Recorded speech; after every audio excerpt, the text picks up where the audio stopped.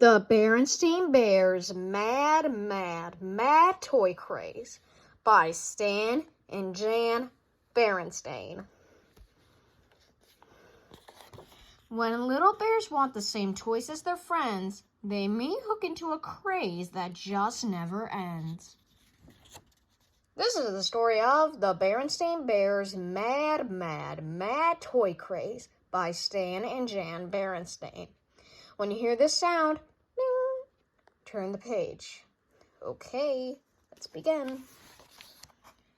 It was a calm and peaceful afternoon in Bear Country. It was calm and peaceful outside the Bear family's treehouse, where the tulips were blooming and the grass was growing. It was calm and peaceful inside the treehouse, where Papa Bear was reading the afternoon paper and Mama Bear was checking out the TV schedule. Ding! But it was all over for peace and calm when brother and sister came tearing home. They rushed up the front steps and burst into the living room, all excited and so out of breath they could hardly talk. "Papa! Mama!" they gasped. "We need it. We gotta have it. We absolutely got it now." "Hold everything," said Papa. "Just calm down and tell me just what it is that you need and absolutely gotta have." Ding. "In advance," sputtered brother. "That's right," gasped sister. "In advance on our allowance. And if we don't get it, Herb's Hobby Shop is gonna run out." "Going to run out of what?" asked Papa. "Why, Beary Bubbies, of course," said sister. "And what, may I ask, are Beary Berries, Beary Bubbies, whatever that was said?" asked Papa. "Beary Bubbies, Papa," said brother. "They're terrific, they're great, they're fabulous, and they're cute and adorable," said sister. "And each one is different, and each one has its own name. Cousin Fred always has 6 of them," said brother. "Lizzie has 8, and Queenie has 10, said sister. "Well," said Papa, reaching for his wallet and taking out some money, "far be it from me to deprive my cubs of booby berries." Ding! The money and the cubs disappeared so fast you would have thought it was a magic act. "Well," said a bewildered Papa, "what do you suppose that was about?" "Come to think of it," said Mama, "I did see a sign on Herb's Hobby Shop's window. It said, 'We have Beary Bubbies, $2.95. I didn't think much about it, but I suppose that's what the cubs are talking about." "Talking about is putting it mildly," said Papa. "They were flipping out about it. They were through the roof about it." He sighed.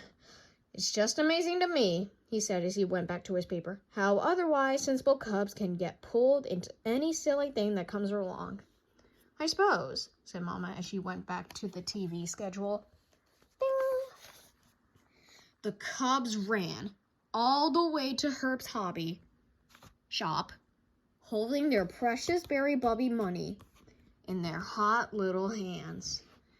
And lucky cubs that they were, they got there in time to buy the last 3 Beary Bubbies in the store. "When do you expect more?" asked brother. "I can't say," said Herb. "I can't even get them on the phone. It's busy 24 hours a day." Though it was true that Cousin Fred had 6, Lizzie had 8, and Queenie had 10 Beary Bubbies, while brother and sister had only 3, the ones they had were really cute. Each one was different from the other, and each one had its very own name. Ding.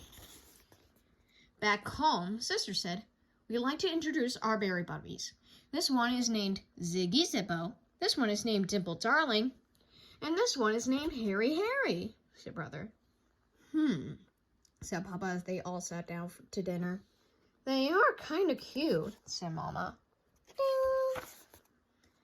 The next day, the cubs came to Papa with a proposition. "We won't ask for any more advances on our allowance. You'll hire us to do chores," said brother. "What are you going to do with the money you earn?" asked Papa. "Buy more Beary Bubbies, of course," said sister. "But you said Herb's Hobby Shop is out of them and can't get more," said Papa. "That's right," said brother. "But Lizzie has 2 of a kind, and she's willing to sell one for $5. So does Queenie," said sister. "Only she wants $7. "Hey," said Papa, "I thought there were just $2.95 on Herb's Hobby Shop." That's right, said Sister. Only these herbs all out. Said Papa. Buying and selling Beary Bubbies is beginning to sound like a pretty good business. Ding. Speaking of business, said Mama, here's a piece in the paper about a fellow who bought a whole bunch of Beary Bubbies before they became popular. It says here that he just sold his entire collection for a fortune. Let me see that, said Papa, snatching the paper. Papa, said Brother, about those chores? Ding. For the next couple of days, Brother and Sister pulled weeds, sorted trash, and cleaned out cobwebs like there was no tomorrow. Of course, there were more tomorrows. Lots of them.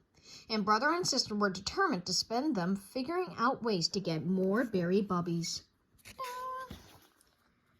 Just listen to this, said Papa, reading from a Beary Bubbies magazine he had found at the supermarket. A rare Beary Bubbie was sold in Bearfield for hundreds of dollars. Did you hear that? Hundreds of dollars! That's when Brother and Sister burst in with the Beary Bubbies they had bought with their chore money. Papa! Cried Brother. We heard a rumor that the Toys R Us store in Big Bear City just got a huge shipment of Beary Bubbies. A huge shipment, cried Sister. Jump in the car, said Papa. But Big Bear City is 20 miles away, said Papa, following them out the door. By the time Mama finished her sentence, Papa and the cubs were off in a cloud of dust. Ding. Look, a sky rider, cried Sister as they roared around the road to the Big Bear City. What does it say? asked Papa. It says, Beary Bubbies forever, said Brother. We better hurry, cried Papa, flooring the gas pedal, or Toys R Us might run out. The rumor about Toys R Us turned out to be true. A huge banner said, We have Beary Bubbies, $5. It looked like a big Beary Bubbie party.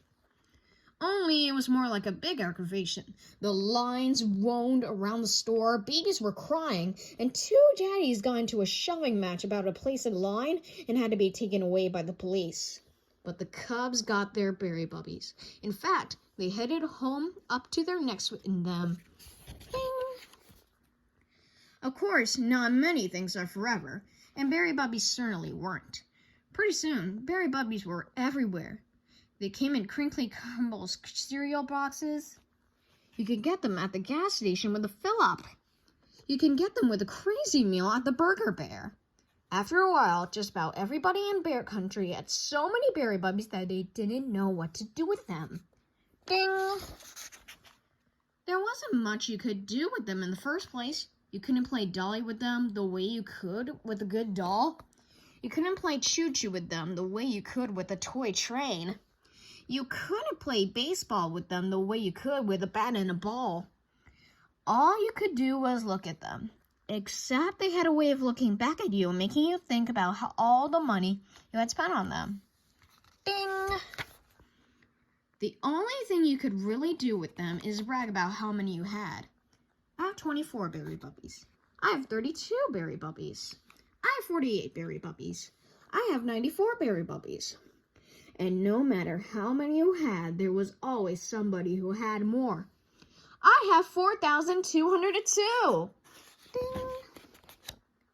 Now, what do you suppose that was all about? I really don't know. Do-do-do-do-do-do, the end.